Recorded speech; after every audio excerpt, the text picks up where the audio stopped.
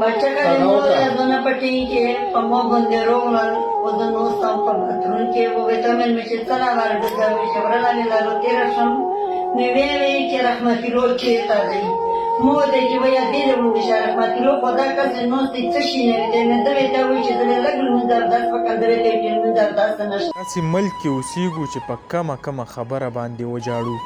دا وخت تاسو په سکرین باندې د یو مور تصویر هغه لیدی شئ. دا داسې چل شوی دی څه کسان هغه په ده پسې کور ته ورغوښتي دي او هلته چې کوم دی دا مورجان هغه یې وهلې ده.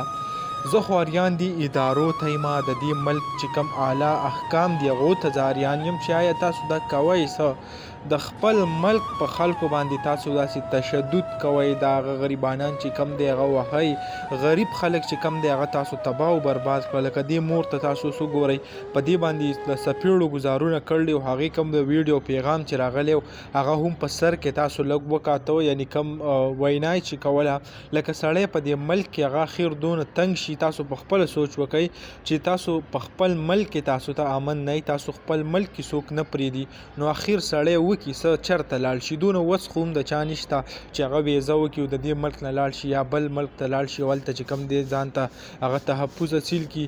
خو بس د بده مرغه څه چې کېږي لکه که تاسو د ریحان زیب واقع وګورئ هغه د پښتنو نه نه هېر کېږي چې په کم تشدد سره هغه وجلی شوی دی. یعنې برناحقه نه څه دښمني نه څه بل داسې نه څه د ملک خلاف چغې وهلي هغه غریب چا مړ کو د هغې پته نه لګي.